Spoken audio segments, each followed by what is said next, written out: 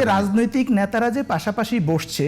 এবং বলছে যে আমরা বাংলাদেশের প্রশ্নে একমত, আমরা জুলাইয়ের প্রশ্নে একমত, বা গণভোটের প্রশ্ন কিছু ডিবেট ছিল রিসেন্টলি, মির্জা ফখরুল ইসলাম আলমগীরও বলছেন যে এখানে না বলার কোনো উপায় নেই, আমাদেরকে হায়ের পক্ষেই থাকতে হবে। এই যে সংস্কারের পক্ষে আমরা একমত হচ্ছি দু একটা ছোটোখাটো বিষয় ছাড়া, এবং বাংলাদেশের প্রশ্নে একমত হচ্ছি, তারেক রহমানও বলছেন যে সবার আগে বাংলাদেশ, তার মানে হচ্ছে কি যে বাংলাদেশের প্রশ্নে আমরা ঐক্যবদ্ধ থাকছি। এটা যদি আমরা ন্যাশনাল পলিটিক্সে ট্রান্সলেট করতে পারি, আপনি দেখতে পান কিনা ন্যাশনাল পলিটিক্সে এইটার কোনো মানে ছাত্র সংগঠনগুলো ঠিক আছে, মানে ছাত্র সংগঠনগুলো একেবারে, আমি নিজেও এটা হয়তো বলতাম, ছাত্র সংগঠনগুলো একেবারে কল্যাণ রাজনীতি করছে, সেটার জন্য ছাত্রদলও জগন্নাথে এসে তারা অনেকগুলো ভালো জাতীয় নির্বাচনে সেটা কোনো ছাপ দেখা যায় কিনা? জাতীয় নির্বাচনে দেখেন, এখনো তো নির্বাচন সামনে আছে, আমাদের জাতীয় নির্বাচনে সবচেয়ে বড় ভয় কি যে আমরা সুস্থভাবে ভোট দিতে পারবো কি, সেটা ভয়হীন ভাবে মানুষের যে কালচারের জায়গা আলোচনা করব। আমার কথা হলো এই মুহূর্তে আমি দলগুলোর মধ্যে যদি আমি ডেভেলপমেন্ট দেখি, আপনি একজন একেবারে যদি বলি একাডেমিক জায়গা থেকে আমি যদি বলি এই মুহূর্তে যদি বলি যে বিএনপির পক্ষ থেকে অনেকগুলো অফার করা হয়েছে, অনেকগুলো অফার, ফ্যামিলি কার্ড থেকে তারা কৃষিনীতি কীরকম হবে, তাদের শিল্পনীতি কীরকম হবে, এগুলো অনেক। কিন্তু এখন দেখা যাচ্ছে আমরা দেখছি কি সেইটাকে মানে ইয়ে করার মতো, মানে বিট দেবার মতো, তার চাইতে ভালো অফার না দিয়ে আপনি সোশ্যাল মিডিয়ায় দেখবেন যে সেটাকে মানে হিউমিলিয়েট করা বা সেটাকে ছোট করবার জন্য কাজ করা হচ্ছে। আমি যদি মানে সেই বয়ানটাকে আগের মধ্যে থেকে গেল না। আপনার পয়েন্টে যদি আসি যে দুটো দলের মধ্যে আমরা প্রধান দুটো দল, ধরেন বিএনপি এবং জামাত, তাদের নেতৃত্বে দুটো কম্পিটিশনে যারা আছে, তো এখানে যে নির্বাচনে অংশগ্রহণে তারা যাচ্ছে এবং দুই দলের কাছে আমি সোফার যতটুকু অবজার্ভ করতেছি যে দুই দলের মধ্যেই এক ধরনের ফ্রেন্ডলি কম্পিটিশন করার মনোভাব, অ্যাটলিস্ট লিডারশিপের মধ্যে। যেমন ধরেন তারেক রহমান দেশে আসছেন, শফিকুর রহমান সাহেবের সাথে মিট করছেন, বা ছাত্র শিবিরের নেতৃবৃন্দ তারেক রহমানের সাথে মিট করছেন, বা বিভিন্ন জায়গায় ডায়ালগে বসছেন, এবং অনেকগুলো সংস্কার কমিশনে বিএনপি, জামাত, এনসিপি সহ রাজনৈতিক দলগুলো ডায়ালগে বসছে, দেশকে নিয়ে ভাবছে, সংস্কার প্রশ্নে ভাবছে, ইলেকশন প্রসেসে ভাবছে। আমি আসছি সে পয়েন্টে, আমি বলছি এই যে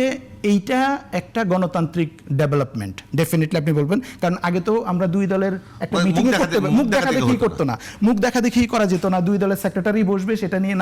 নানান ঘটনা আয়োজন হতো। এই যে রাজনৈতিক নেতারা যে পাশাপাশি বসছে এবং বলছে যে আমরা বাংলাদেশের প্রশ্নে একমত, আমরা জুলাইয়ের প্রশ্নে একমত, বা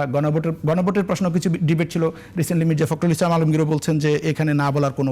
উপায় নেই, আমাদেরকে হায়ের পক্ষেই থাকতে হবে। এই যে সংস্কারের পক্ষে আমরা একমত হচ্ছি দু একটা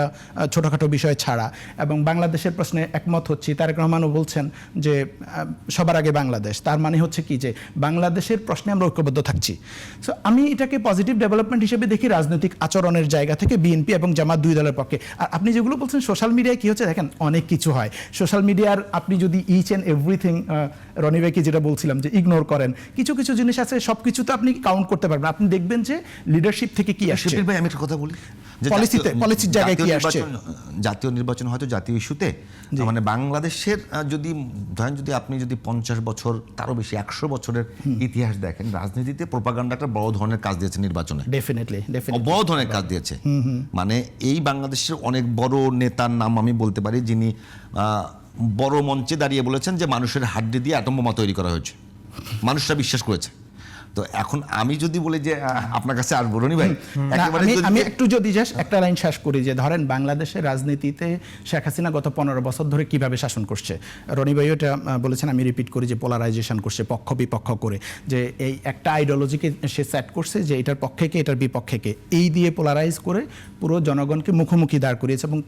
তার বিপরীত পক্ষে যারা ছিল তাদেরকে সে উন্মানুষ বানিয়ে ফেলেছে, রাজনীতি করার অধিকার হরণ করে ফেলেছে, হত্যাযোগ্য করে তুলেছে। এটা করে, এবং সেটা যে শুধু ধরেন কথার কথা যে ক্যাম্পাসে শিবির ট্যাগ, এটা শুধু যে শিবিরের বিরুদ্ধে ব্যবহার হয়েছে তা না,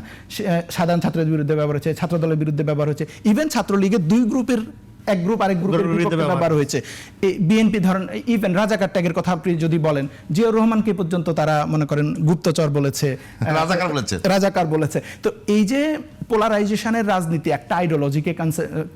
ধরে, এই জিনিস বাংলাদেশে আর আসবে না, এবং এই জিনিস এটাই হচ্ছে আমাদের ডেভেলপ।